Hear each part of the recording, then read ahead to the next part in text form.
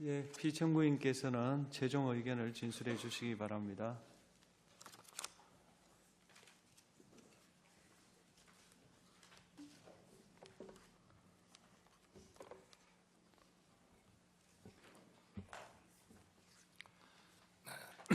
존경하는 재판관 여러분, 그리고 사랑하는 국민 여러분, 작년 12월 3일 비상계엄을 선포한 후 84일이 지났습니다. 제 삶에서 가장 힘든 날들이었지만 감사와 성찰의 시간이기도 했습니다.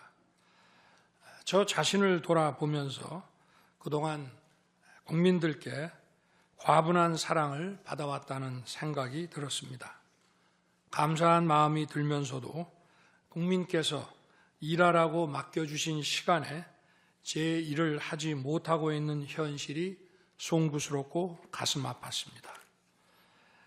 한편으로 많은 국민들께서 여전히 믿어주고 계신 모습에 무거운 책임감도 느꼈습니다.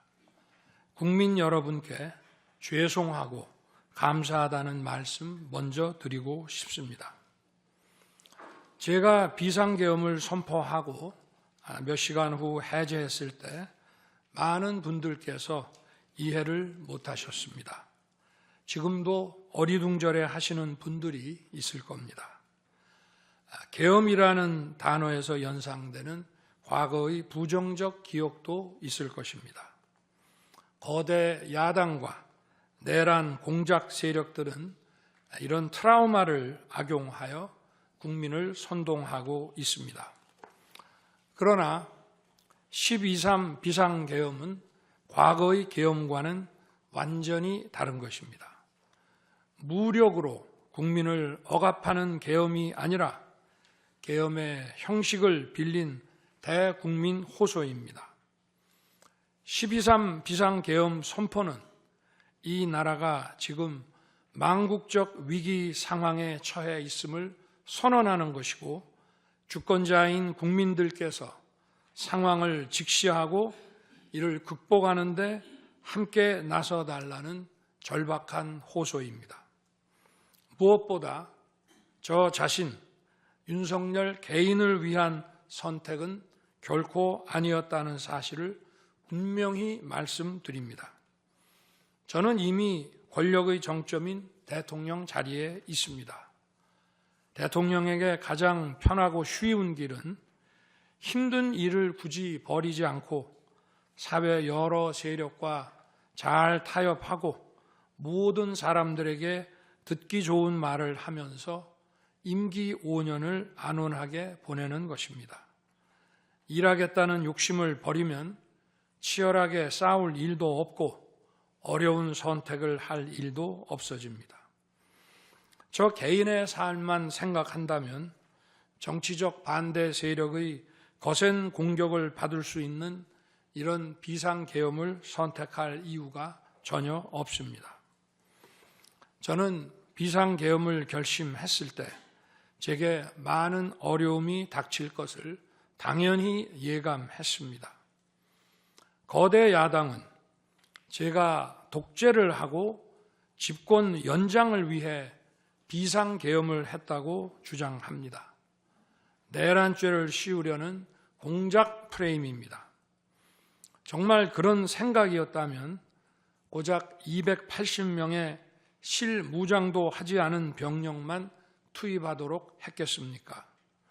주말이 아닌 평일에 계엄 선포를 하고 계엄을 선포한 후에 병력을 이동시키도록 했겠습니까?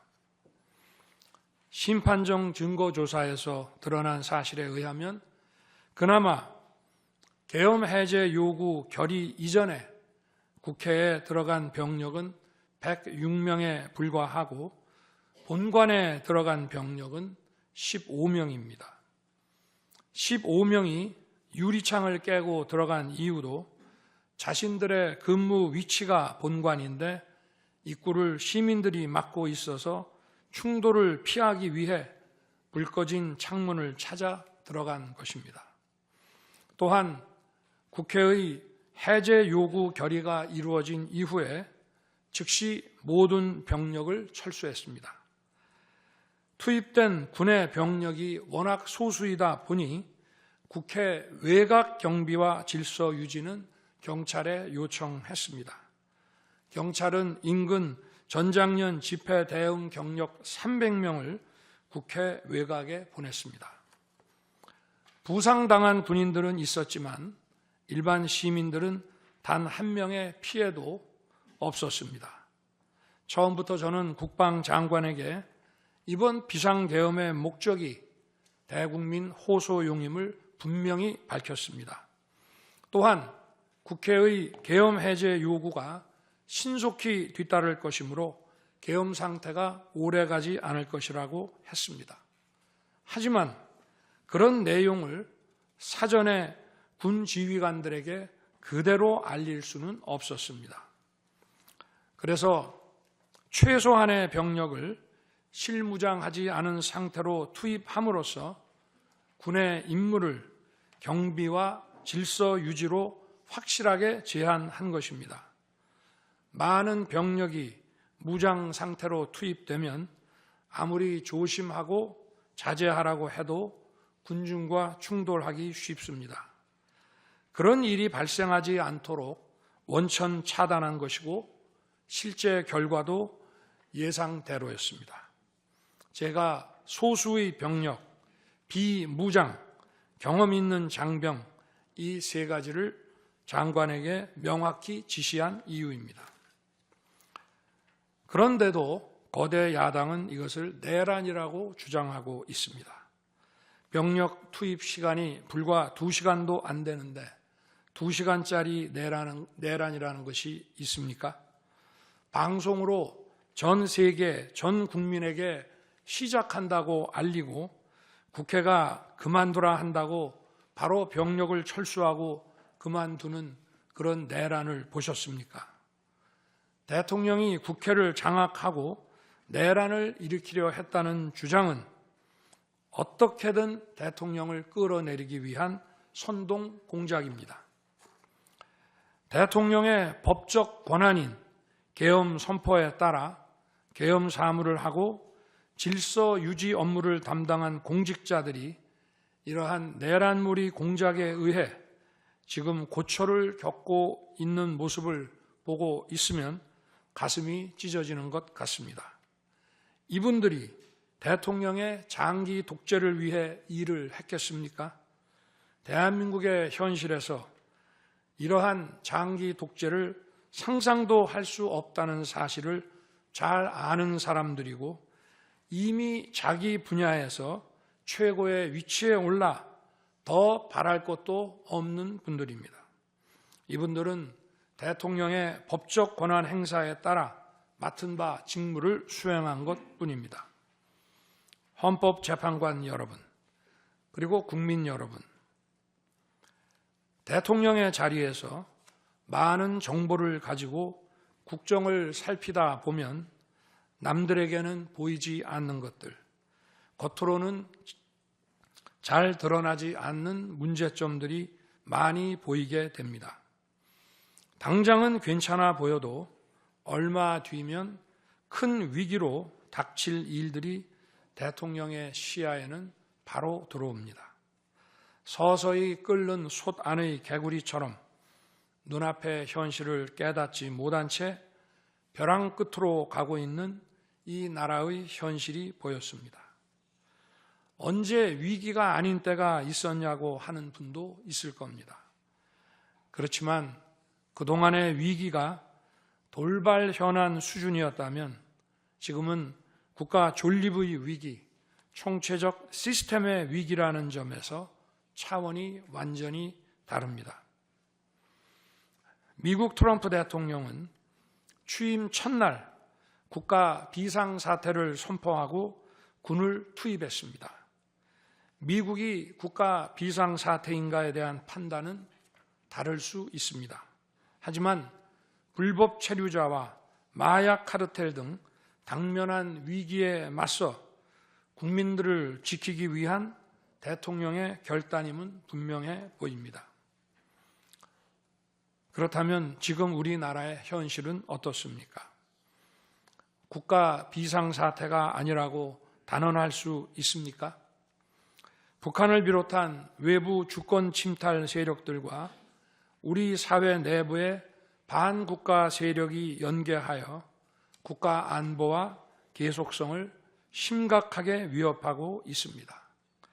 이들은 가짜 뉴스, 여론 조작, 선전선동으로 우리 사회를 갈등과 혼란으로 몰아넣고 있습니다. 당장 2023년 적발된 민주노총 간첩단 사건만 봐도 반국가 세력의 실체를 쉽게 확인할 수 있습니다. 이들은 북한 공작원과 접선하여 직접 지령을 받고 군사시설 정보 등을 북한에 넘겼습니다. 북의 지령에 따라 총파업하고 미국 대통령 방한 반대, 한미연합훈련 반대, 이태원 참사 반정부 시위 활동 등을 펼쳤습니다. 심지어 북한의 지시에 따라 총선과 대선에 개입한 정황도 드러났습니다. 지난 대선 직후에는 대통령 탄핵의 불씨를 지피라면서 구체적인 행동 지령까지 내려왔습니다. 실제로 대통령 당선인이 취임하기도 전인 2022년 3월 26일 윤석열 선제 탄핵 집회가 열렸고 그때부터 2024년 12월 초까지 무려 178회의 대통령 퇴진 탄핵 집회가 열렸습니다. 이 집회에는 민노총 산하 건설노조, 언론노조 등이 참여했고 거대 야당 의원들도 발언대에 올랐습니다. 결국 북한의 지령대로 된 것 아닙니까? 요즘 세상에 간첩이 어디 있냐고 말하는 분들도 있습니다. 하지만 간첩은 없어진 것이 아니라 대한민국의 자유민주주의를 무너뜨리는 체제 전복 활동으로 더욱 진화한 것입니다. 그런데 이러한 간첩 활동을 막는 우리 사회의 방어막은 오히려 약해지고 곳곳에 구멍이 난 상태입니다. 지난 민주당 정권의 입법 강행으로 2024년 1월부터 국정원의 대공수사권이 박탈됐습니다.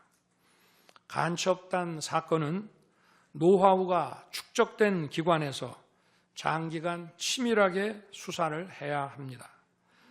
그런데 제대로 준비할 시간도 없이 전문성과 경험이 부족한 경찰에 대공수사권이 넘어가 버렸습니다. 간첩이 활개치는 환경이 만들어진 것입니다.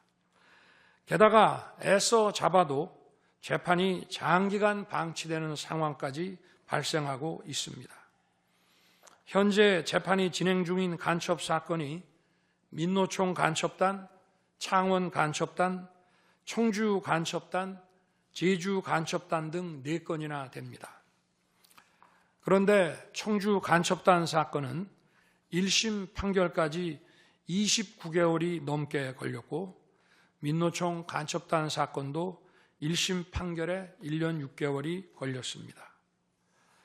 이들은 구속기간 만료 후 석방되어 1심 판결로 법정 구속이 될 때까지 버젓이 활보하고 다녔습니다. 현재 창원 간첩단 사건은 2년 가까이 재판이 중단되어 있고 제주 간첩단 사건도 1년 10개월째 재판이 파행 중입니다.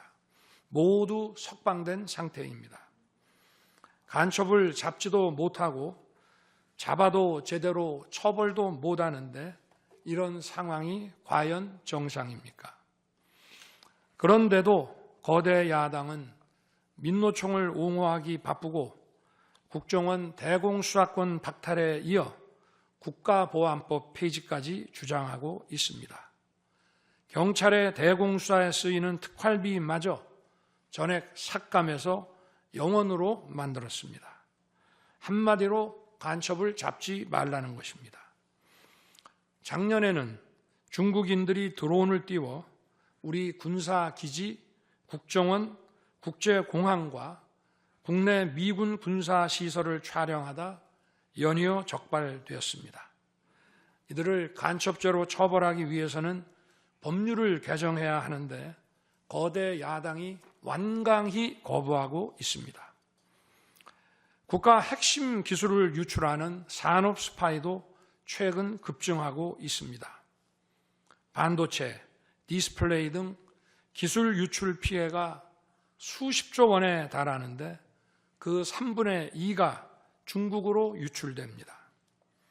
중국은 사진 한 장만 잘못 찍어도 우리 국민을 마음대로 구금하는 강력한 반간첩법을 시행하고 있는데 거대 야당은 산업 스파이를 막기 위한 간첩죄 법률 개정조차 가로막고 있습니다. 또한 거대 야당은 방산 물자를 수출할 때 국회 동의를 받도록 하는 방위사업법 개정안을 당론으로 추진하고 있습니다. 방산 비밀 자료를 국회에 제출해야 하고 거대 야당이 반대하면 방산 물자도 수출할 수 없게 됩니다. 국회에 제출된 방산 비밀 자료들이 제대로 보안 유지가 되며 적대 세력에 넘어가지 않는다고 누가 보장할 수 있겠습니까? 방산 기밀 자료가 이렇게 유출되면 상대국에서 우리 방산 물자를 수입하겠습니까?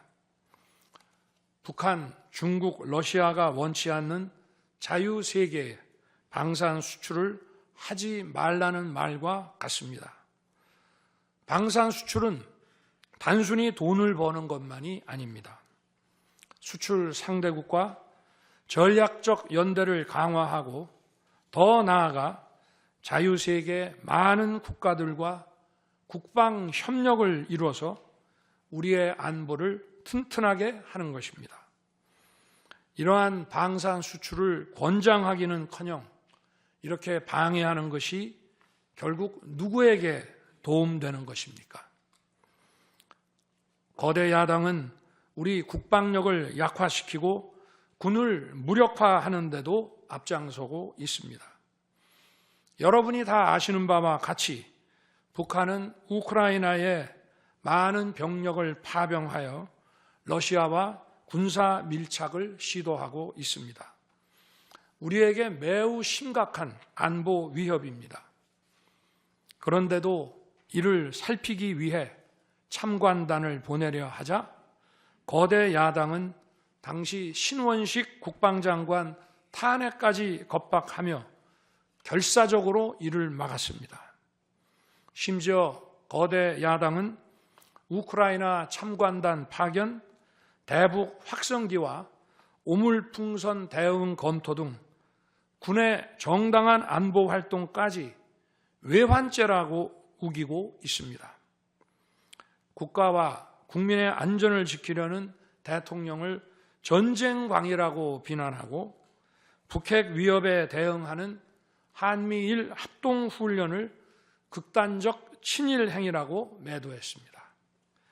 1차 대통령 탄핵 소추안에는 북중러를 적대시하는 것이 탄핵 사유라고 명기했습니다.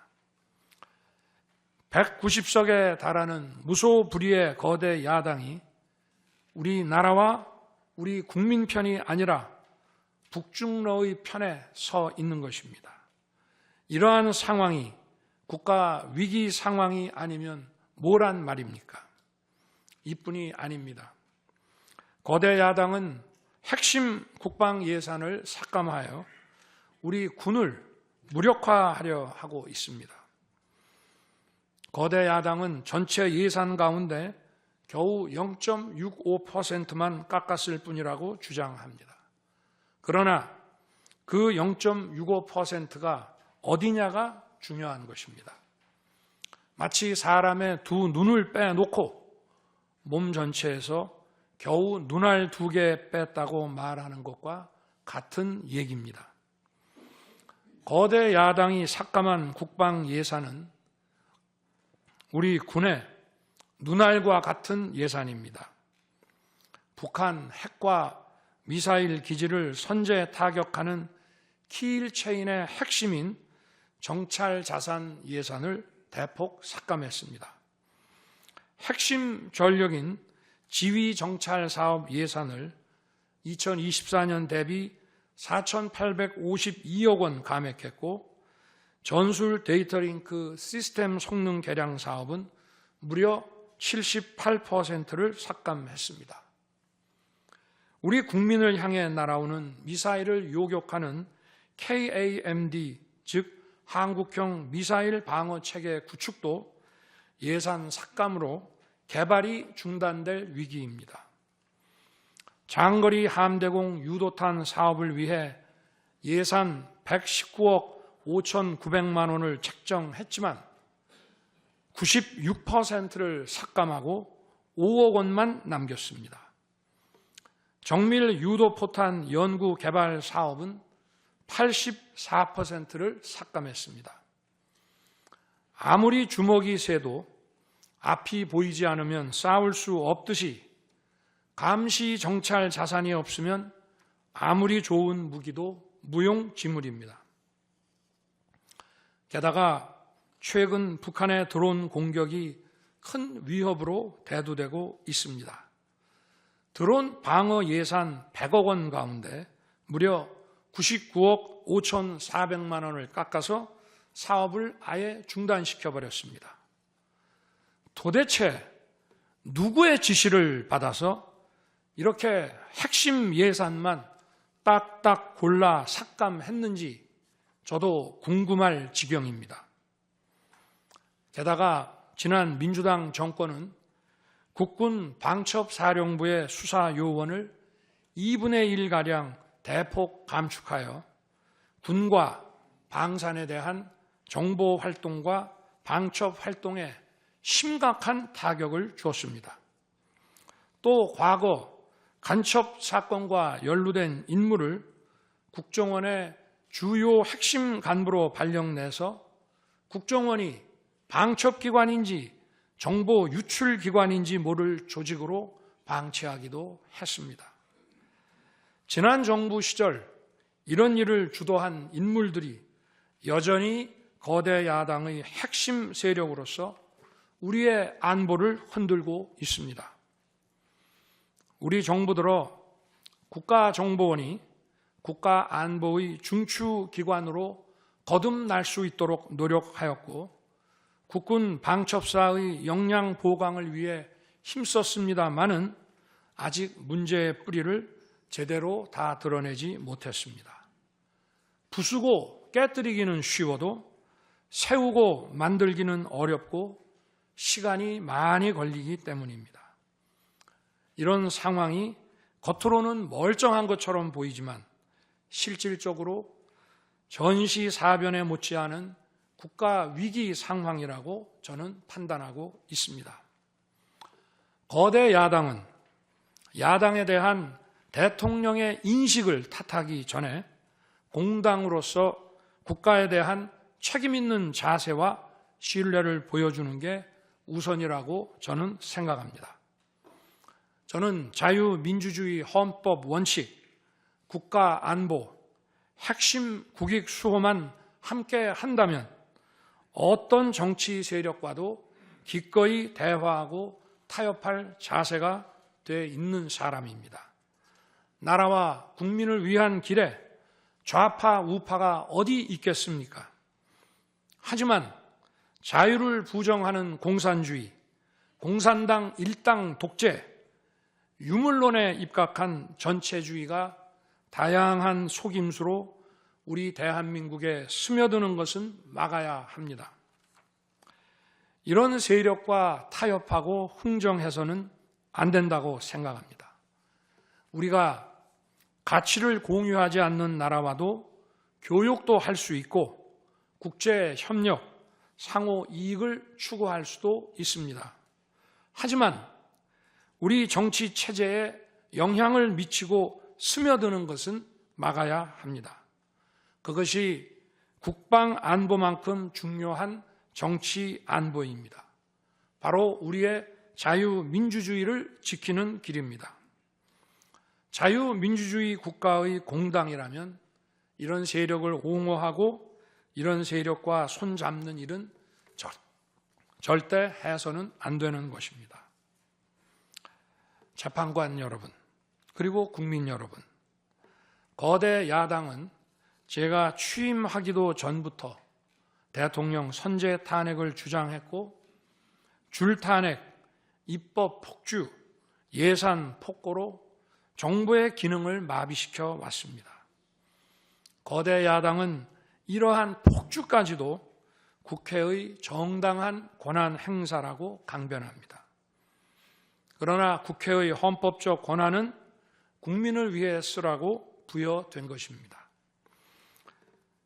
자신들의 정치적 목적을 위해 정부 기능을 마비시키는데 그 권한을 악용한다면 이는 헌정 질서를 붕괴시키는 국헌문란의 다름 아닙니다. 또한 거대 야당은 제가 비상계엄으로 국회의 권능을 마비시키려 했다며 내란몰이를 계속하고 있습니다. 하지만 거대 야당은 제가 대통령에 취임한 이후, 아니 취임하기도 전부터 지금까지 지속적으로 끈질기게 정부의 권능을 마비시켜 왔습니다. 마치 정부를 마비시키는 것이 유일한 목표인 것처럼 국회의 권한을 마구마구 휘둘러 왔습니다. 국회의원과 직원들의 출입도 막지 않았고 국회 의결도 전혀 방해받지 않은 2시간 반짜리 비상계엄과 정부 출범 이후 2년 반 동안 줄탄핵, 입법 예산 폭거로 정부를 마비시켜온 거대 야당 가운데 어느 쪽이 상대의 권능을 마비시키고 침해한 것입니까? 거대 야당은 국무위원들은 물론이고 방통위원장, 검사, 감사원장에 이르기까지 탄핵하고 또 탄핵했습니다. 탄핵 사유가 되는지 여부는 전혀 중요하지 않았습니다. 심지어 거대 야당 대표를 노려봤다고 장관을 탄핵하기도 했습니다. 일단 탄핵해서 직무를 정지시켜 놓고 정작 헌재 탄핵 심판에서는 탄핵 사유를 마음대로 변경하는 황당한 일도 반복해 왔습니다. 얼마 전 중앙지검장 등 검사들에 대한 탄핵 심판을 재판관 여러분께서 직접 진행하시지 않았습니까? 기자회견장에서 거짓말을 했다는데 실제로는 그 기자회견장에 나오지도 않았고 국정감사에서 허위 증언을 했다는데 정작 국정감사에 출석하지도 않았습니다. 기본적인 탄핵 사유조차 틀렸는데도 일단 직무부터 정지시키고 보는 것입니다. 이것이 과연 정상적인 일입니까? 거대 야당의 공직자 줄 탄핵은 정부 기능을 마비시키는 차원을 넘어 헌정 질서 붕괴로 치닫고 있습니다. 이태원 참사가 발생하자 거대 야당은 연일 진상규명을 외치면서 참사를 정쟁에 이용했습니다. 급기야 행정안전부 장관을 탄핵했습니다. 당시 북한이 민노총 간첩단에게 보낸 지령문에 이런 내용이 있습니다. 이번 특대형 참사를 계기로 사회 내부에 세월호 참사 진상규명 투쟁과 같은 정세 국면을 조성하는 데 중점을 두고 각계각층의 분노를 최대한 분출시켜라. 거대 야당이 북한 지령을 받은 감첩단과 사실상 똑같은 일을 벌인 것입니다. 이야말로 사회의 갈등과 혼란을 키우는 선동 탄핵이라 할 것입니다. 거대 야당은 자신들의 당대표를 수사하는 검사들도 줄줄이 탄핵하고 서울중앙지검장까지 탄핵했습니다. 검사 탄핵은 그 자체로도 수사 방해이지만 검사 탄핵을 지켜보는 판사들에 대한 겁박이 되기 마련입니다. 야당 대표에 대한 검찰 수사를 막고 야당 대표의 범죄를 심판할 판사들까지 압박하기 위한 방탄 탄핵인 것입니다. 급기야 거대 야당은 지난 정부의 이적 행위를 감사하던 감사원장까지 탄핵했습니다.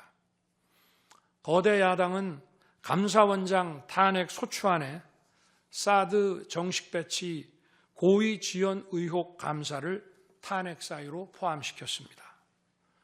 이 사건은 지난 민주당 정부의 안보라인 고위직 인사 4명이 주한 중국 대사관 무관에게 사드 배치 작전명, 작전 일시, 작전 내용 등 국가 기밀 정보를 넘겨준 간첩 사건입니다. 감사원은 이를 적발하고 검찰에 수사 의뢰하는 등 감사 조치를 진행하였는데 이것이 탄핵 사유라는 것입니다. 자신들의 간첩 행위를 무마하기 위한 이적 탄핵이 아닐 수 없습니다.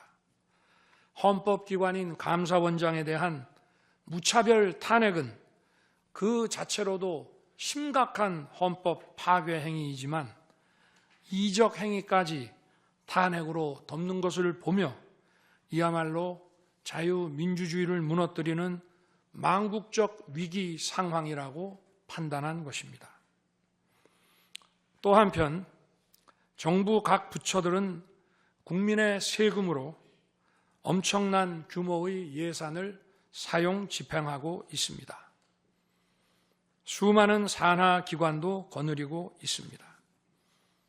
그런데 이런 부처의 수장들을 탄핵 소추로 직무정지시켜 그 부처의 기능을 마비시키거나 심각하게 저해한다면 기회 비용과 재정적 측면에서도 국가와 국민에 얼마나 막대한 경제적 피해를 입히는 것이 되겠습니까? 거대 야당은 공직자를 무차별 탄핵 소추하고 소추인 난 변호사 비용도 국민 세금으로 사용하고 있습니다. 그렇지만 억울하게 탄핵 소추된 공직자들은 직무가 정지된 상황에서 자기 개인 자금으로 변호사 비용까지 조달해야 합니다. 정부 공직자들은 거대 야당의 이러한 폭거에 한없이 위축될 수밖에 없습니다. 이처럼 거대 야당은 선동 탄핵, 방탄 탄핵, 이적 탄핵으로 대한민국을 무너뜨리고 있습니다.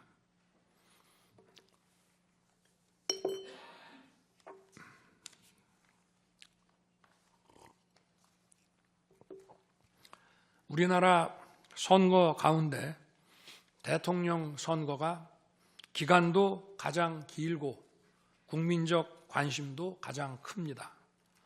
그만큼 직선 대통령의 민주적 정당성은 다른 선출직 공직자에 비해 그 무게가 다릅니다. 과거 우리나라 민주화 운동은 한마디로 대통령 직선제 확보였다고 해도 과언이 아닙니다. 그런데 거대 야당은 대선이 끝나자마자 동조 세력과 연대하여 아직 취임도 하지 않은 대통령 당선인을 상대로 선제 탄핵과 퇴진 운동을 벌이기 시작했고 지난 2년 반 동안 오로지 대통령 끌어내리기를 목표로 정부 공직자 줄탄핵 그리고 입법과 예산 폭거를 계속해 왔습니다. 헌법이 정한 정당한 견제와 균형이 아니라 민주적 정당성의 상징인 직선 대통령 끌어내리기 공작을 그야말로 쉼없이 해온 것입니다. 이것이 국헌문란이 아니면 도대체 어떤 것이 국헌문란 행위이겠습니까? 뿐만 아니라 거대 야당의 이런 지속적 국헌문란 행위는 국가 정체성과 대외 관계에 있어서 자유민주주의 헌법 정신과 동떨어진 인식에 기반하고 있다고 저는 생각합니다. 따라서 직선 대통령을 끌어내리기 위한 줄탄핵, 입법 예산 폭거는 어느 면으로 보나 자유민주주의 헌정질서 파괴 목표로 하고 있다고 하겠습니다. 흔히들 대통령 중심제 권력 구조를 가지고 제왕적 대통령제라고 합니다. 그러나 지금 우리나라는 제왕적 대통령이 아니라 제왕적 거대 야당의 시대입니다. 그리고 제왕적 거대 야당의 폭주가, 그 독재가 대한민국의 존립 위기를 불러오고 있습니다. 계엄 이후 벌어진 일들만 보아도 모두 잘 알 수 있지 않겠습니까? 제가 정말 제왕적 대통령이라면 공수처, 경찰, 검찰이 앞다퉈서 저를 수사하겠다고 나서고 내란죄 수사권도 없는 공수처가 영장 쇼핑, 공문서 위조까지 해가면서 저를 체포할 수 있겠습니까? 저 역시도 수사 업무에 26년간 종사한 사람이지만 이렇게 여러 수사기관들이 무차별적으로 한 사건에 달려드는 꼴은 본 적이 없습니다. 비상계엄에 투입된 군 병력이 총 570명에 불과한데 불법적으로 대통령 한 사람 체포하겠다고 대통령 관저에 3, 4천 명이 넘는 경찰력을 동원했습니다. 대통령과 거대 야당 가운데 어느 쪽이 제왕적 권력을 휘두르며 이 나라의 헌정 질서를 무너뜨리고 있습니까? 제가 비상계엄을 결단한 이유는 이 나라의 절체절명의 위기를 더 이상 방치할 수 없다는 절박함 그것이었습니다. 저는 주권자인 국민들께 이러한 거대 야당의 반국가적 패악을 알리고 국민들께서 매서운 감시와 비판으로 이를 제발 멈춰달라고 호소하고자 했습니다. 국정마비와 자유민주주의 붕괴를 막고 국가 기능을 정상화하기 위해 절박한 심정으로 계엄을 선포한 것입니다. 12.3 비상계엄의 선포는 국가가 위기 상황과 비상사태에 처해 있음을 선언한 것입니다. 국민을 억압하고 기본권을 제한하려는 것이 아니라 주권자인 국민께서 비상사태 극복에 직접 나주십사 하는 간절한 호소입니다. 그런데 거대 야당은 제가 국회의 요구에 따라 계엄을 해제한 그날부터 탄핵 시동을 걸었습니다. 하지만 비상계엄은 범죄가 아니고 국가 위기를 극복하기 위한 대통령의 합법적 권한 행사입니다. 저는 긴급 국무회의를 거쳐 방송을 통해 비상계엄을 선포했고 그 과정에서 거대 야당의 국회 독재가 망국적 위기를 초래하였다고 했기 때문에 많은 사람들이 국회로 몰려들 것이었고 계엄 상황에서 질서 유지를 위해 국회에 최소한의 병력을 투입했으며 국회가 해제 요구 결의를 하자 즉각 병력을 철수하고 국무회의를 소집해서 계엄을 해제했습니다. 다 알고 계시다시피 2023년 중앙선관위를 포함한 국가기관들이 북한에 의해 심각한 해킹을 당했습니다. 중앙선관위는 이 같은 사실을 국가정보원으로부터 통보받고도 다른 국가기관과 달리 점검에 제대로 응하지 않았습니다. 나중에 채용비리 사건 때문에 울며 겨자 먹기로 응한 일부 소극적 점검 결과 심각한 보안 문제가 드러났기 때문에 중앙선관위 전산 시스템 스크린 차원에서 소규모의 병력을 보낸 것입니다. 선거의 공정과 직결되는 중앙선관위의 전산 시스템 보안 문제는 우리 자유민주주의 체제의 핵심 공공재이자 공공자산을 지키는 일입니다. 더구나 그동안의 선거 소송에서 드러난 다량의 가짜 부정투표 용지, 그리고 투표 결과가 도저히 납득하기 어렵다는 통계학과 수리과학적 논거 등에 비추어 중앙선관위의 전산 시스템에 대한 투명한 점검 필요성이 꾸준히 제기되어 왔습니다. 이런 조치들의 어떤 부분이 내란이고 범죄라는 것인지 도대체 이해할 수가 없습니다. 비상계엄이라는 것 자체가 불법이라면 계엄법은 왜 있으며 합동참모본부의 계엄관은 왜 존재하겠습니까?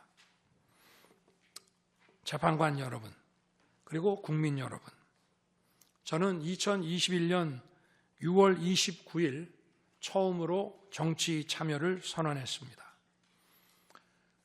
대통령이라는 자리가 영광의 길이 아니라 형극의 길이라는 사실은 이미 잘 알고 있었습니다.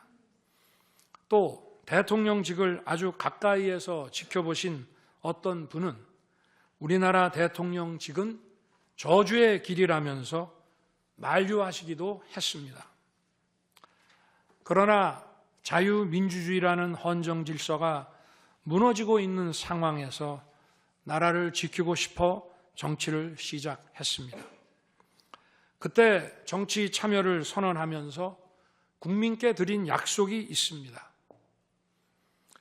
우리의 미래를 짊어질 청년들, 국가를 위해 희생하신 분들, 산업화에 일생을 바친 분들, 나라의 민주화에 헌신하고도 묵묵히 생업에 종사하며 살아가시는 분들, 성실하게 세금을 내시는 분들, 이런 분들이 분노하지 않는 나라를 만들겠다는 약속이었습니다. 그리고 청년들이 마음껏 뛰는 역동적인 나라, 창의와 자유가 넘치는 혁신의 나라, 약자가 기죽지 않은 따뜻한 나라, 국제사회와 가치를 공유하고 책임을 다하는 나라를 만들겠다고 국민께 약속드렸습니다. 거대 의석과 이권 카르텔이 나라의 주인 노릇을 하는데 맞서 국민들에게 빼앗긴 주권을 되찾아 드리겠다고 약속했습니다. 그날 이후 지금까지 단 한순간도 이 약속을 잊은 적이 없습니다. 국민의 선택을 받아 대통령이 된 후 이 약속을 지키기 위해 쉼없이 노력하고 또 노력했습니다. 무엇 하나 쉬운 일이 없었습니다. 글로벌 복합 위기로 인한 대외 환경의 어려움이 계속됐습니다. 지난 민주당 정부의 잘못된 소주성 정책과 부동산 정책은 우리 경제와 민생의 문제를 풀어가는데 계속 발목을 잡았습니다. 하지만 어떤 문제라도 노력하면 풀어낼 수 있다고 믿었고 실제로 우리 기업, 우리 국민과 함께 뛰면서 하나하나 문제를 해결할 수 있었습니다. 기쁘고 보람 있는 일도 많았고 부족하고 아쉬운 일도 있었습니다.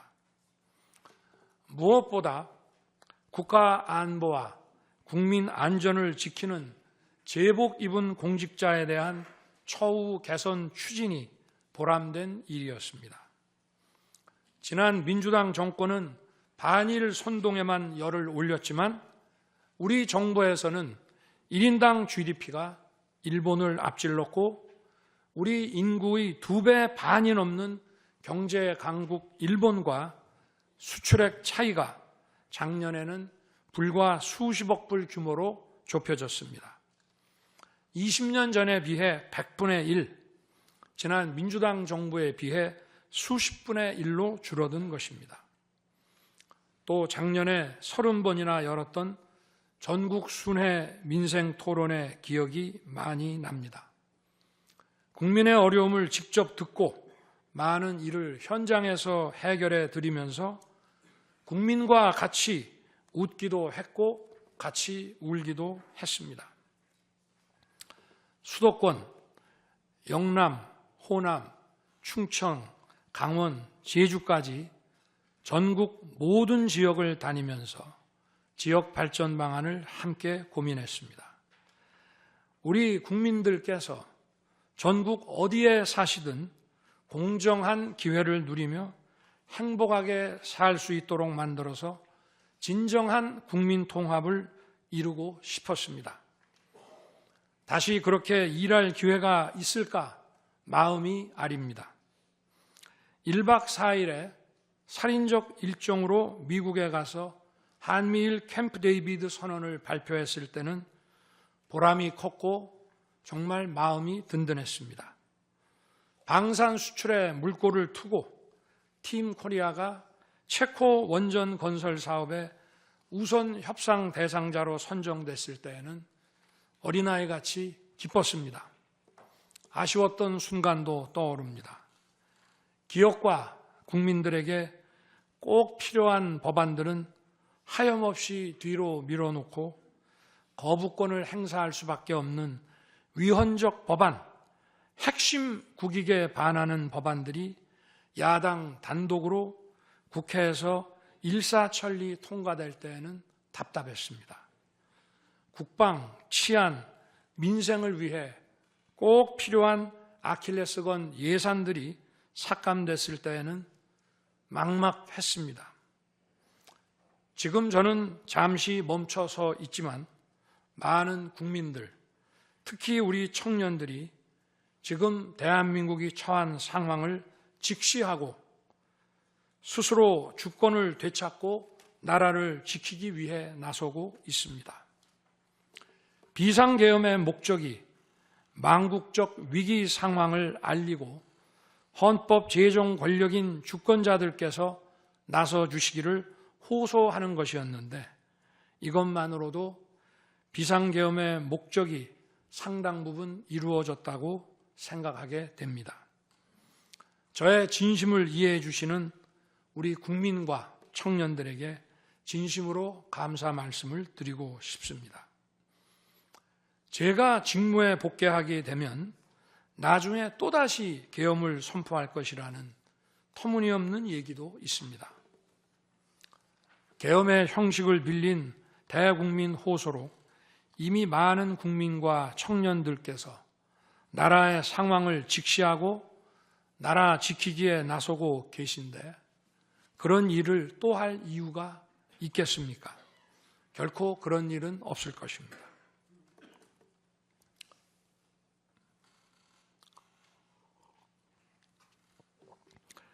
헌법재판관 여러분, 그동안 심판정에서 다루어진 쟁점들 가운데 두 가지에 대해서만 간략히 말씀드리겠습니다.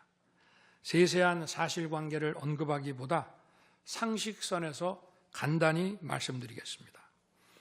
우선 제가 국회의원을 체포하거나 본회의장에서 끌어내라고 했다는 것입니다. 정말 터무니없는 얘기입니다. 상식적으로 이렇게 해서 도대체 뭘 어떻게 하겠습니까? 의원들을 체포하고 끌어내서 계엄 해제를 늦추거나 막는다 한들 방송으로 온 국민과 전 세계가 지켜보고 있는데 그 다음에 뭘 어떻게 하겠습니까?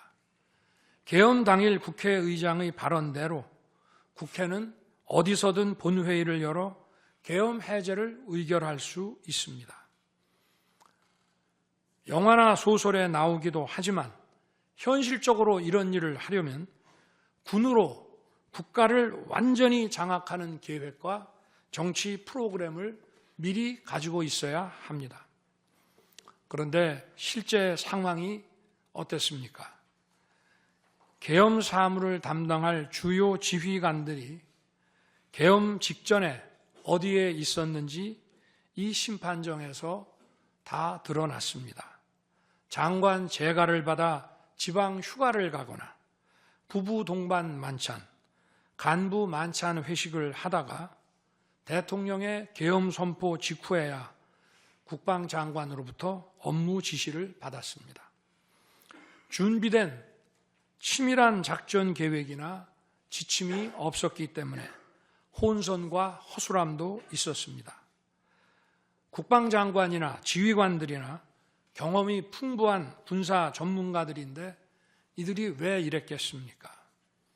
12.3 계엄 선포는 계엄의 형식을 빌린 대국민 호소이고 과거 계엄과는 다른 것이었기 때문입니다.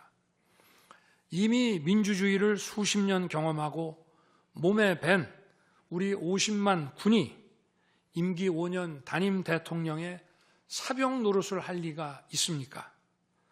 제가 비상계엄을 선포한 이유는 오로지 주권자인 국민들에게 국회의 망국적 독재로 나라가 위기에 빠졌으니 이를 직시하고 감시와 비판의 견제를 직접 해달라는 것이었습니다.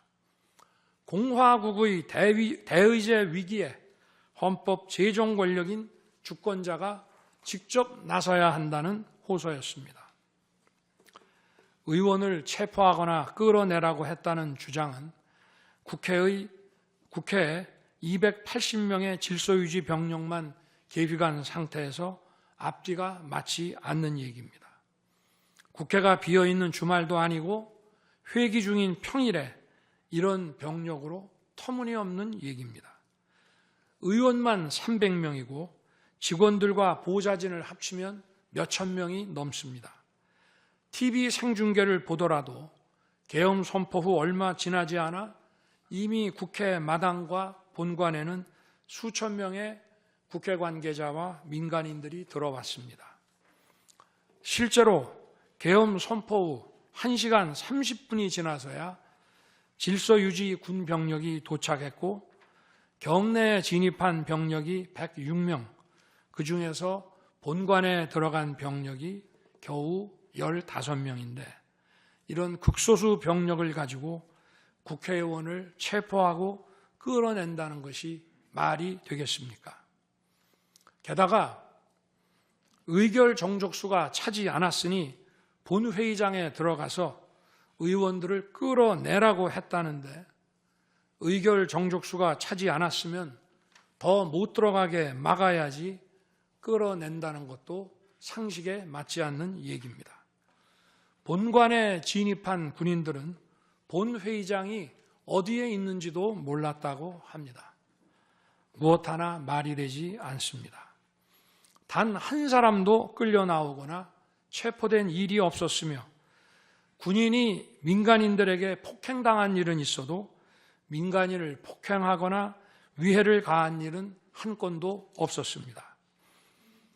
실제로 일어나지도 않았고 일어날 수도 없는 불가능한 일에 대해 이런 주장을 하는 것은 지난번에도 말씀드렸지만 그야말로 호수 위에 비친 달빛을 건져내려는 것과 같은 허황된 것입니다. 거대 야당은 대통령의 헌법상 권한에 기해 선포된 계엄을 불법 내란으로 둔갑시켜 탄핵 소추를 성공시켰습니다. 그리고는 헌재 심판에서는 탄핵 사유에서 내란을 삭제했습니다. 그야말로 초유의 사기 탄핵이 아닐 수 없습니다. 내란이냐 아니냐는 긴 시간의 복잡한 심리를 통해 가려지는 게 아닙니다. 내란이냐 아니냐는 판례에서 보듯이 실제 일어난 일과 진행된 과정에서 드러난 결과로 누구나 쉽게 바로 알 수 있어야 내란이 되는 것입니다. 거대 야당과 소추단이 헌재 심판 대상에서 내란을 삭제한 이유는 심판의 심리 시간을 단축시키려는 것이 아니라 내란의 실체가 없기 때문입니다. 더구나 12.3 계엄은 발령부터 해제까지 역사상 가장 빨리 종결된 계엄입니다. 그러다 보니 계엄사령부 조직도 구성되지 못했고 예하 수사본부 조직도 전혀 만들어지지 못한 채 그냥 계엄이 종료됐습니다. 비상계엄 국무회의에 대해 간단히 말씀드리겠습니다. 계엄 당일 국무회의는 국무회의로 보기 어렵다는 주장이 있습니다. 그런데 국무회의를 할 것이 아니었다면 도대체 12월 3일 밤에 국무위원들이 대통령실에 온 이유를 오히려 제가 묻고 싶습니다. 국무회의가 아니라 간담회 정도였다는 주장도 있습니다만 그날이 간담회를 할 상황은 아닙니다. 간담회는 의사 정족수도 없는데 국무회의 의사 정족수가 찰 때까지 왜 기다렸겠습니까? 당일 저녁 8시 반부터 국무위원들이 차례로 오기 시작했고 저는 비상계엄에 대해 설명하고 국방장관은 계엄의 개요가 기재된 비상계엄 선포문을 나눠줬습니다. 국무위원들은 경제적, 외교적으로 어려움이 있다고 우려했고 저는 대통령으로서 각 부처를 관장하는 국무위원들의 생각과 다른 생각을 가지고 있으며 국가가 비상 상황이고 비상한 조치가 필요함을 설명했습니다. 그리고 각 부처 장관의 우려사항, 예를 들어 경제부총리의 금융시장 혼란 우려와 외교장관의 우방국 관계 우려는 제가 걱정하지 말라고 했습니다. 국무위원들이 과거의 계엄을 연상하고 있는 상황에서 저는 그냥 걱정하지 말라고 할 수밖에 없었습니다. 의사 정족수 충족 이후 국무회의 시간은 5분이었지만 그 이전에 충분히 논의를 한 것입니다. 다음 날 새벽 해제 국무회의는 소요 시간이 단 1분이었습니다. 실제 정례 주례 국무회의 경우에도 모두와 마무리 발언 등을 하고 많은 안건을 다루기 때문에 1시간가량 걸리지만 개별 안건의 심의 시간은 극히 짧습니다. 또한 비상계엄을 위한 국무회의를 정례 주례 국무회의처럼 하기는 어렵습니다. 보안 유지가 중요하고 그렇게 해야 혼란도 줄이고 질서유지 병력도 최소화할 수 있기 때문입니다. 이상민 전 행안부 장관은 지난 심판정에서 그동안 국무회의를 100여 차례 참석했지만 이번 국무회의처럼 실질적으로 열띤 토론이나 의사 전달이 있었던 것은 처음이라고 했습니다. 국무회의 배석을 위해 비서실장과 안보실장도 통상처럼 대통령실로 나오도록 했고 국가 안보의 문제이기도 해서 국정원장도 참석시켰습니다. 1993년 8월 13일 김영삼 대통령께서 긴급 재정경제명령으로 금융실명제를 발표했을 때도 국무위원들은 소집 직전까지 발표한다는 사실 자체를 몰랐고 국무회의록도 사후에 작성됐습니다. 그때 상황은 이인재 당시 노동부 장관께서 이미 공개적으로 설명한 바 있습니다. 그러나 아무도 이를 두고 국무회의가 없었다고 하지 않았고 당시 헌법재판소는 긴급명령 발동을 모두 합헌이라고 결정했습니다. 그 밖에 여러 쟁점들에 대해서는 변호인단의 변론으로 가름하겠습니다. 재판관 여러분, 그리고 국민 여러분, 저는 언젠가 해야 하고 누군가 해야 하는 일이라면 지금 제가 하겠다는 마음으로 대통령직을 수행해 왔습니다. 그래서 임기 전반부 동안 역대 정부들이 표를 잃을까 봐 하지 못했던 교육, 노동, 연금의 3대 개혁을 중심으로 국정개혁 과제를 과감하게 추진했습니다. 30년 동안 지지부진했던 유보 통합의 첫걸음을 떼었고 늘봄 학교와 융복합 고등교육 그리고 지역 산업과의 연계 강화를 위한 과감한 권한 이전 등 교육개혁의 기틀을 마련했습니다. 노사 법치의 틀을 새롭게 세우고 4차 산업혁명 시대에 적응하기 위한 노동 유연화와 노동 보호의 개혁 물꼬도 텄습니다. 국가적 난제였던 연금 개혁도 역대 정부 최초로 방대한 수리 분석과 신층 여론조사를 진행하였고 수용성이 높은 방안을 만들어 국회에 제출했습니다.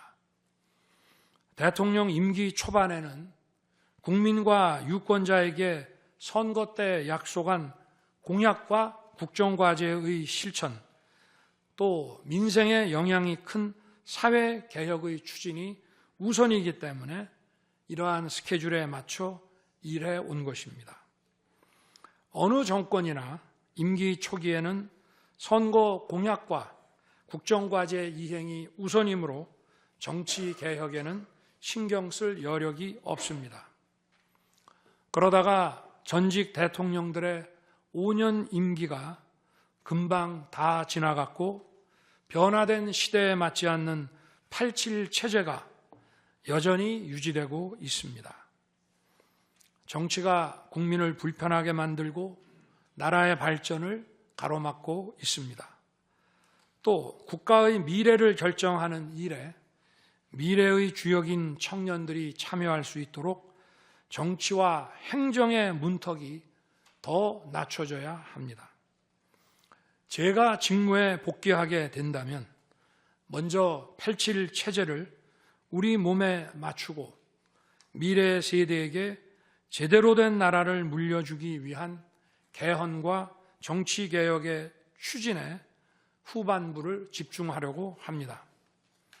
저는 이미 대통령직을 시작할 때부터 임기 중반 이후에는 개헌과 선거제 등 정치개혁을 추진하겠다는 계획을 가지고 있었습니다.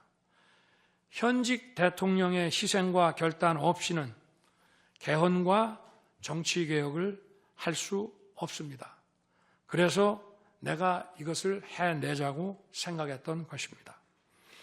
저는 여러 전직 대통령들이 후보 시절 공약하고도 이행하지 못한 청와대 국민 반환도 당선 직후 즉시 추진하고 이행한 바 있습니다.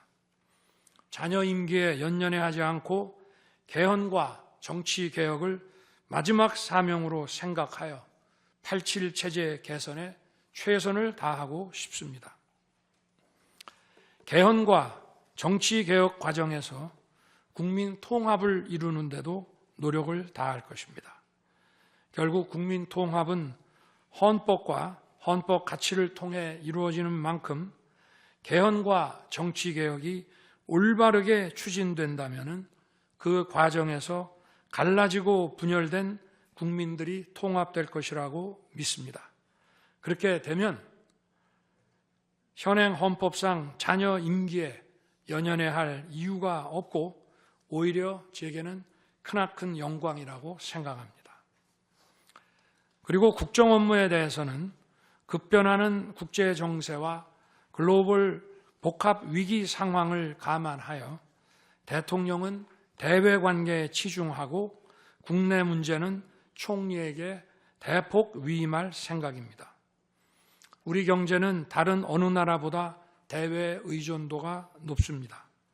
특히 미 트럼프 행정부 출범 이후 국제 질서의 급변과 글로벌 경제 안보의 불확실성에 크게 영향을 받을 수밖에 없습니다.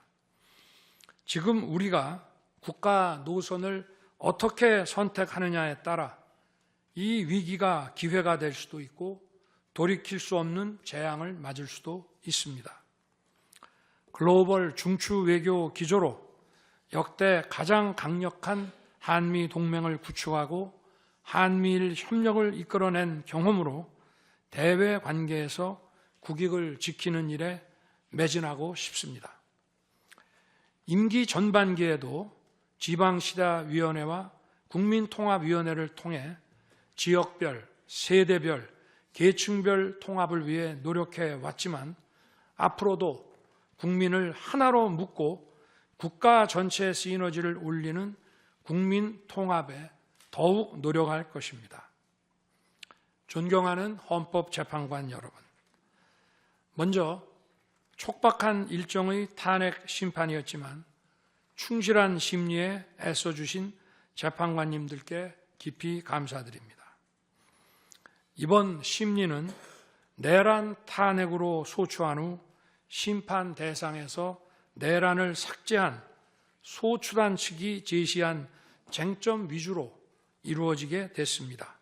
그러다 보니 제가 12.3 비상계엄을 선포한 이유와 그 불가피성에 대해서는 충분히 설명드릴 기회가 부족했다고 생각합니다. 서면으로 성실하게 관련 자료를 제출하였으니 대통령으로서 고뇌의 결단을 한 이유를 깊이 생각해 주시기 바랍니다. 또 많은 국가 기밀 정보를 다루는 대통령으로서 재판관님들께 모두 설명드릴 수 없는 부분에까지 재판관님들의 지혜와 해안이 미칠 것이라 믿습니다. 다시 한번 재판관님들의 노고에 감사드립니다. 그리고 사랑하는 대한민국 국민 여러분, 국가와 국민을 위한 계엄이었지만 그 과정에서 소중한 국민 여러분께 혼란과 불편을 끼쳐드린 점 진심으로 죄송스럽게 생각합니다. 저의 구속 과정에서 벌어진 일들로 어려운 상황에 처한 청년들도 있습니다. 옳고 그름에 앞서서 너무나 마음이 아프고 미안합니다. 정말 미안한 생각을 가지고 있습니다. 저는 대통령에 출마할 때 나라를 위해 목숨을 바치겠다고 결심했습니다. 지난 12.3 계엄과 탄핵소추 이후 엄동설안에 저를 지키겠다고 거리로 나선 국민들을 보았습니다. 저를 비판하고 질책하는 국민들의 목소리도 들었습니다. 서로 다른 주장을 하고 있지만 모두 대한민국을 사랑하는 마음이라고 생각합니다.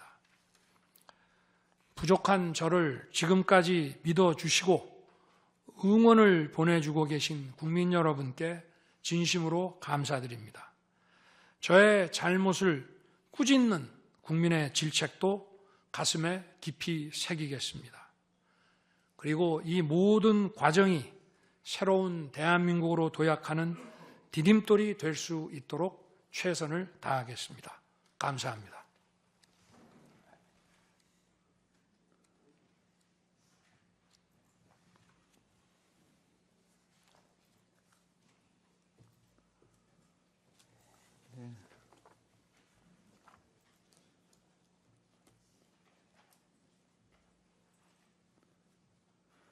이것으로 변론을 종결하겠습니다.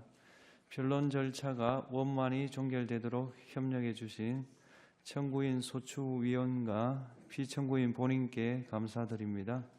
아울러 양측 대리인, 언론인들께도 감사드립니다. 선고기일은 재판부 평의를 거쳐 추후 고지해 드리겠습니다. 이상입니다.